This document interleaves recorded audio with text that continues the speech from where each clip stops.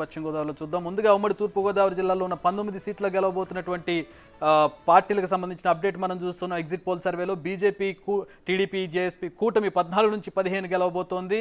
వైఎస్ఆర్సీపీ కేవలం 4 నుంచి 5 గెలవబోతున్నటువంటి పరిస్థితి. సో ఇక్కడ ఉన్నటువంటి నియోజకవర్గాలను మనం చూడవచ్చు. తుని, పత్తిపాడు, పిఠాపురం, కాకినాడ రూరల్, పెద్దాపురం, అనపర్తి, కాకినాడ అర్బన్, ఈ విధంగా రాజమండ్రి రూరల్, రాజమండ్రి అర్బన్ ఎవరెవరు ఎక్కడెక్కడ గెలవబోతున్నారు కూడా మనం చూద్దాం. కొవ్వూరు ఎస్సీ రిజర్వ్డ్ కాన్స్టిట్యున్సీ ఇది, తూర్పుగోదావరి తుని మనం చూసినట్లయితే టఫ్ ఫైట్ కనపడుతుంది. తునిలో వైసీపీకి ఎడ్జ్ కనపడుతుంది. ఎక్కడైతే 4-5 గెలవబోతుందో ఆ 4-5 వైసీపీకి ఎడ్జ్ కనపడుతున్నటువంటి తుని ఒకటి ఉంది. పత్తిపాడులో టీడీపీకి గెలిచే అవకాశం కనపడుతుంది. పిఠాపురం జనసేన, ఇది హాట్ సీట్ అని చెప్పుకోవచ్చు. జనసేన గెలవబోతుంది. ఇక్కడ పవన్ కళ్యాణ్ గెలవబోతున్నట్లుగా బిగ్ టీవీ ఎక్స్క్లూజివ్ సర్వేలో మనకి ఎగ్జిట్ పోల్ సర్వేలో తెలుస్తుంది. పిఠాపురం నుంచి జనసేన అధినేత గెలవబోతున్నాడు. కాకినాడ రూరల్ కూడా ఈ వేవ్ అక్కడ కూడా కనపడుతుంది. కాకినాడ రూరల్ కూడా జనసేన గెలవబోతుంది. అయితే ఇక్కడ టఫ్ ఫైట్ ఉంది. జనసేనకి ఎడ్జ్ కనపడుతుంది. పెద్దాపురంలో టీడీపీ గెలవబోతుంది. అనపర్తి కూటమి పార్టీ అయినటువంటి బీజేపీ పోటీ చేసిన బీజేపీ గెలవబోతుంది. కాకినాడ అర్బన్ టీడీపీ గెలుస్తోంది. ముమ్మిడివరం, అమలాపురం, అలాగే కొత్తపేట, మండపేట, రాజమండ్రి అర్బన్, రాజమండ్రి రూరల్లో టఫ్ ఫైట్ ఉంది. రాజమండ్రి అర్బన్ టీడీపీ గెలవబోతుంది. జగ్గంపేట టీడీపీ గెలవబోతుంది. రంపచోడవరం వైసీపీ గెలవబోతున్నట్టుగా మనకి ఎగ్జిట్ పోల్ సర్వే చెబుతుంది. రాజానగరంలో టఫ్ ఫైట్ ఉంది. వైసీపీకి ఎడ్జ్ కనపడుతుంది. రాజమండ్రి రూరల్లో టఫ్ ఫైట్ ఉంది. టీడీపీకి ఎడ్జ్ కనపడుతుంది. రాజోల్లో టఫ్ ఫైట్ ఉంది. జనసేనకు ఎడ్జ్ కనపడుతుంది. ఇక్కడ జనసేన గెలిచే అవకాశం అయితే కనపడుతుంది. బట్ స్టిల్ టఫ్ ఫైట్ ఉంది వైసీపీకి జనసేనకు మధ్యలో. పి గన్నవరంలో జనసేన టఫ్ ఫైట్ ఉంది. వైసీపీకి ఎడ్జ్ కనపడుతున్నటువంటి పరిస్థితి. రామచంద్రాపురం టఫ్ ఫైట్, వైసీపీకి ఎడ్జ్ కనపడుతుంది. కాకినాడ రూరల్ జనసేన పోటీ చేసింది. ఇక్కడ టఫ్ ఫైట్, జనసేనకి ఎడ్జ్ కనపడుతుంది. సో ఇక్కడ టీడీపీ జనసేన కూటమి మెజారిటీ సీట్లు గెలవబోతోంది. వైసీపీ 4 నుంచి 5 స్థానాలు గెలిచే అవకాశం కనబడుతుంది. అందులో కూడా కొన్ని టఫ్ ఫైట్ ఉన్నటువంటి స్థానాలు కూడా మనకు ఉన్నాయి. సో అశోక్, ఉమ్మడి తూర్పుగోదావరి జిల్లా ఏ 2 జిల్లాల్లో అయితే క్లీన్ స్వీప్ లేదంటే మెజారిటీ స్థానాలు గెలిస్తే అక్కడ ప్రభుత్వం ఏర్పాటు చేస్తుందని తూర్పు పశ్చిమ గోదావరి, ఉభయ గోదావరి జిల్లాల గురించి చెప్పుకుంటాం. తూర్పుగోదావరిలో ఇక్కడ టీడీపీ లీడ్ చేస్తున్నటువంటి పరిస్థితి కూటమి. ఎస్, బేసిక్గా ఒకటి మీరు అన్నట్టే ఉభయ గోదావరి జిల్లాలో పర్టికులర్గా ఈస్ట్ గోదావరిని సెంటిమెంట్గా చూస్తుంటారు. ఈస్ట్ గోదావరిలో గతంలో ఉమ్మడి రాష్ట్రం ఉన్నప్పుడు కూడా ఈస్ట్ గోదావరిలో క్రైటీరియాగా తీసుకుంటారు. ఈస్ట్ గోదావరిలో ఎక్కువ సీట్లు ఏ పార్టీకి వస్తాయి, అది కాంగ్రెస్ అయితే కాంగ్రెస్, టీడీపీ అయితే టీడీపీ, వైసీపీ అయితే వైసీపీ, ఎక్కువ సీట్లు ఏ పార్టీకి వస్తే ఆ పార్టీ గవర్నమెంట్ ఫామ్ చేస్తుందని ఆ సెంటిమెంట్ పదే రిపీట్ అవుతుంది. 2014లో టీడీపీకి ఎక్కువ వచ్చాయి. అంతకుముందు 2009లో కాంగ్రెస్ పార్టీకి ఎక్కువ వచ్చాయి. అంతకుముందు 2004లో కాంగ్రెస్ పార్టీకి ఎక్కువ వచ్చాయి. అప్పుడు కాంగ్రెస్ పార్టీ గవర్నమెంట్. ఇట్లా చూసుకుంటే 99లో టీడీపీకి ఎక్కువ వచ్చాయి, టీడీపీ గవర్నమెంట్. 94లో టీడీపీకి ఎక్కువ వచ్చాయి, టీడీపీ గవర్నమెంట్ ఫామ్ చేసింది. అంటే ఉమ్మడి రాష్ట్రం నుంచి మొదలు పెడితే విడిపోయిన తర్వాత కూడా ఆంధ్రప్రదేశ్ అదొక ఈస్ట్ గోదావరి సెంటిమెంట్గా ఉంది.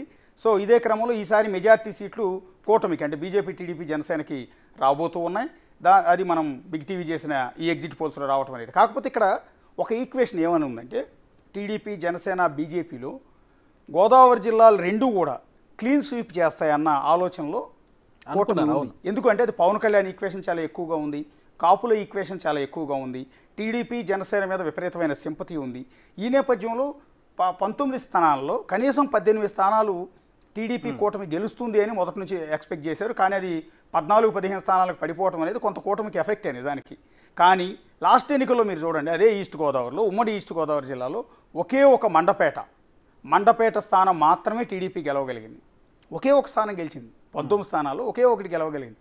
సో ఈసారి ఆ స్థానం మిగిలిన అన్ని స్థానాలు గెలిచిన వైసీపీ ఈసారి పూర్తిగా వీకెన్ అయింది. రకరకాల కారణాలు ఉన్నాయి. రకరకాల కారణాలు మీకు ఆయన ఒక ఎమ్మెల్సీ ఉన్నారు, ఆయన ఒక డ్రైవర్ని చంపి డెడ్ బాడీని కారులో వేసుకుని దళిత డ్రైవర్ని తీసుకుని, ఆయన పేరు మీకు ఐడియా ఉందా, ఒక ఎమ్మెల్సీ ఆయన మీద విపరీతమైన అలిగేషన్స్ వచ్చాయి. ఆయన డ్రైవర్ని ఆయనే హత్య చేసి డిక్కీలో వేసుకుని తీసుకుని ఇంటికి డోర్ డెలివరీ చేశారన్న అపవాదం ఉంది. దాని మీద విచారణ జరుగుతోంది. జైలుకు కూడా వెళ్ళొచ్చారు. అది చాలా మైనస్ అయింది. అనంతబాబు ఎమ్మెల్సీ అనంతబాబు చాలా మైనస్ అయింది. పర్టికులర్గా ఆ జిల్లాలో ఉన్న దళితుల్లో అది విపరీతమైన ఎఫెక్ట్ పడింది. చాలా ఎఫెక్ట్ పడింది. చాలా సిల్లీగా తీసుకోవచ్చు. ఆ పార్టీ కనుక అనంతబాబు మీద యాక్షన్ తీసుకుని సస్పెండ్ చేస్తుంటే ఈక్వేషన్స్ వేరుగా ఉండేవి. కానీ ఆయన జైలు నుంచి బయటికి రాగానే వైసీపీ కార్యకర్తలంతా పెద్ద ఎత్తున ఊరేగింపుగా దండలు జల్లి, పూలు జల్లి, దండలు వేసి తీసుకొచ్చేటప్పటికి అది ఎస్సీలందరిలో వ్యతిరేకత తీసిపెట్టింది. వాస్తవానికి ఈస్ట్ గోదావరిలో ఎస్సీల్లో వైసీపీకి చాలా పట్టుంది. కానీ ఈసారి ఎస్సీ ఓటు బ్యాంక్ అంతా కూడా కూటమి వైపు అంటే జనసేన వైపు, టీడీపీ వైపు, బీజేపీ వైపు మొగ్గు చూపిందని చెప్పాల్సి ఉంటుంది. అట్లాగే తోట త్రిమూర్తులకు సంబంధించి శిరోముండనం కేసు, ఒక దళితులకి 30 ఏళ్ల క్రితం గతంలో 30 ఏళ్ల క్రితం జుట్టు తీయించేసిన శిరోముండనం చేయించిన కేసులో కోర్టు శిక్ష వేసింది. అది కూడా దళిత ఇష్యూయే. ఇక్కడ అగ్రవర్ణం, అక్కడ దళితు. ఈ ఈక్వేషన్స్ దళితుల్లో విపరీతమైన ఆగ్రహానికి కారణమయ్యాయి. రెండోది గోదావరి పరివాహక ప్రాంతాల్లో ఇసుక కుంభకోణం, ఇసుకని ఇష్టం వచ్చినట్టు లేకుండా చేయటం, రకరకాల ఈక్వేషన్స్ ఈస్ట్ గోదావరిలో. ఇక అన్నిటికన్నా ఇంపార్టెంట్ పవన్ కళ్యాణ్ ఫ్యాక్టర్. పవన్ కళ్యాణ్ ఖచ్చితంగా గత ఎన్నికల్లో ఈస్ట్ ఎక్కడ ఎలా ఉన్న పరిస్థితులు ఎలా ఉన్నా కూడా ఈస్ట్ గోదావరి జిల్లా, వెస్ట్ గోదావరి జిల్లాలో మాత్రం కనీసం సీట్లు వస్తాయని ఎక్స్పెక్ట్ చేశారు. అలాంటిది కాపు బలం ఎక్కువగా ఉంటుంది, పవన్ కళ్యాణ్కి విపరీతమైన క్రేజ్ ఉంటుందని. కానీ అక్కడ ఉన్న కాపులు గత ఎన్నికల్లో చీలిపోయారు. పూర్తి స్థాయిలో జనసేన వైపు లేరు. జనసేన వైపు మెజారిటీ కాపులు ఓట్లు వేసి ఉండొచ్చు, కానీ అప్పుడు టీడీపీ వైపు కొంతవైపు ఓటు బ్యాంక్ చీలిపోయింది, వైసీపీ వైపు ఓటు బ్యాంక్ చీలిపోయింది. టీడీపీ జనసేన మధ్య ఉన్న ఆ ఫైట్లో 100 ఓట్ల తేడాతో వైసీపీ వాళ్ళు గెలిచిన సందర్భంలో, అంటే పిల్లి కొట్టుకుని మధ్యలో అంటే కొన్ని స్థానాలు ఉన్నాయి. అనపర్తి కానీ, రామచంద్రాపురం కానీ, ఇప్పుడు రంపచోడవరం అది ట్రైబల్ కాన్స్టిట్యున్సీ. సో అక్కడ కానీ వైసీపీకి అక్కడ గెలిచే అవకాశాలు ఎక్కువ ఉంటాయి. కానీ అనపర్తిలో కూడా బీజేపీ పోటీ చేస్తుంది, బీజేపీకి ఎడ్జ్ కనపడుతుంది ఇక్కడ గెలవడానికి. ఎస్. సో రామచంద్రపురం, అనపర్తిలో ఈ రెడ్డి కమ్యూనిటీ ఎక్కువ డామినేటింగ్ ఉంటుంది. అక్కడ వైసీపీకి మంచి పట్టున్నటువంటి ప్రాంతాలు. అవును.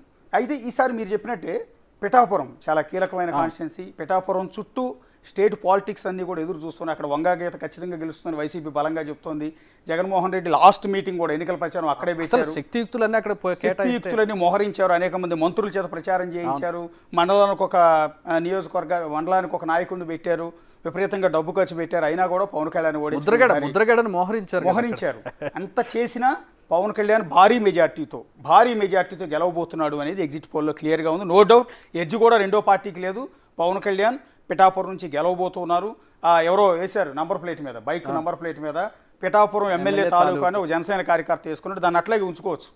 ఆర్టీఏ నిబంధనలు ఒప్పుకుంటే ఆ కార్యకర్త దాన్ని అలాగే ఉంచుకోరు. ఆర్టీఏ నుంచి పర్మిషన్ తీసుకుంటే దాని పక్కన పవన్ కళ్యాణ్ పక్కాగా కన్ఫామ్గా పిఠాపురం నుంచి పవన్ కళ్యాణ్ గెలవబోతూ ఉన్నారు. ఆల్రైట్, నెక్స్ట్ ఉమ్మడి పశ్చిమ గోదావరి జిల్లాకు వెళదాం. నెక్స్ట్ ఉభయ గోదావరి జిల్లాలో మరొక కీలకమైనటువంటి జిల్లా. ఉమ్మడి పశ్చిమ గోదావరి జిల్లాలో ఎన్ని నియోజకవర్గాలు ఉన్నాయి, ఎన్ని నియోజకవర్గాలు ఎవరు